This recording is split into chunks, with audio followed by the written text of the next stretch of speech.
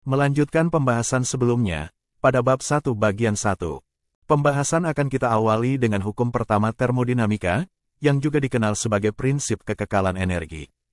Hukum pertama termodinamika menyatakan bahwa energi tidak dapat diciptakan maupun dimusnahkan, tetapi energi dapat berubah bentuk.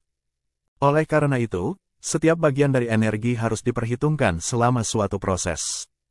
Prinsip kekekalan energi atau kesetimbangan energi untuk setiap sistem yang mengalami proses apapun dapat dinyatakan bahwa perubahan, baik peningkatan atau penurunan dari total energi sistem selama suatu proses sama dengan selisih antara total energi yang masuk dan total energi yang keluar dari sistem selama proses tersebut.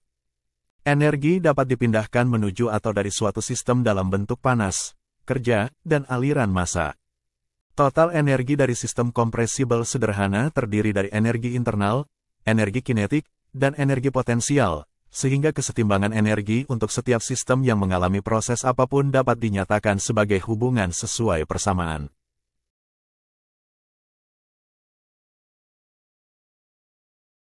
Energi adalah sebuah sifat atau properti, dan nilai dari suatu sifat tidak akan berubah kecuali keadaan sistem berubah. Oleh karena itu, perubahan energi suatu sistem sama dengan nol, jika keadaan sistem tidak berubah selama proses berlangsung.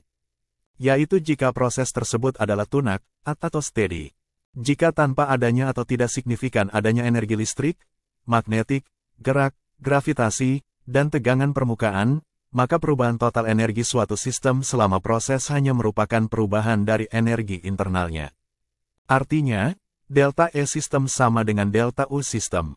Dalam analisis perpindahan panas, kita hanya membahas bentuk energi yang dapat dipindahkan sebagai hasil dari perbedaan temperatur, yaitu panas atau energi termal. Dalam kasus seperti itu, lebih mudah untuk menulis kesetimbangan panas dan menyatakan energi nuklir, kimia, dan listrik menjadi energi termal sebagai pembangkitan panas. Kesetimbangan energi dalam kasus tersebut dapat dinyatakan sesuai persamaan. Sistem tertutup terdiri dari massa yang tetap. Total energi untuk sebagian besar sistem yang kita temui, sama dengan energi internal. Hal ini terutama berlaku untuk sistem stasioner, karena tidak melibatkan perubahan kecepatan atau ketinggian selama suatu proses. Dalam hal ini, hubungan kesetimbangan energi dapat disederhanakan. Perubahan energi internal dari suatu sistem dapat dinyatakan dalam bentuk hubungan massa, kalor jenis pada volume konstan, dan perubahan temperatur dari sistem.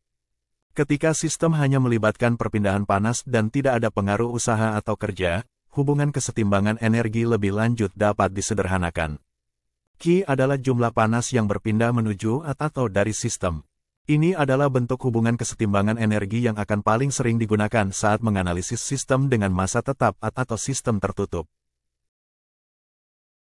Sejumlah besar perangkat teknik, seperti pemanas air dan radiator mobil, melibatkan aliran massa masuk dan keluar dari suatu sistem, dan dimodelkan sebagai volume atur.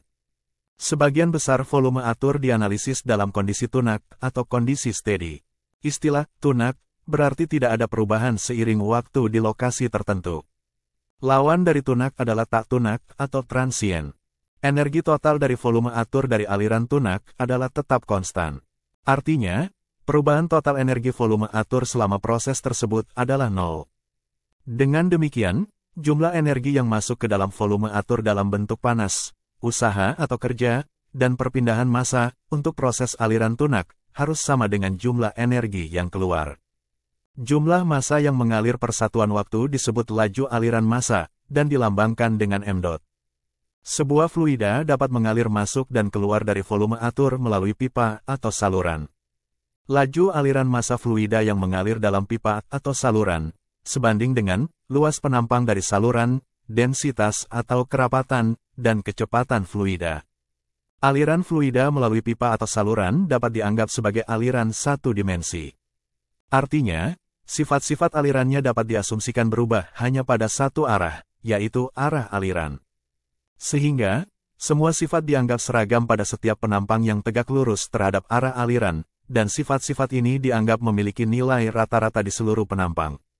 Dengan pendekatan aliran satu dimensi, laju aliran massa fluida yang mengalir dalam pipa atau saluran dapat dinyatakan sesuai gambar pertama. Untuk sistem aliran tunak dengan satu saluran masuk dan satu saluran keluar, laju aliran massa yang masuk ke dalam volume atur sama dengan laju aliran massa yang keluar.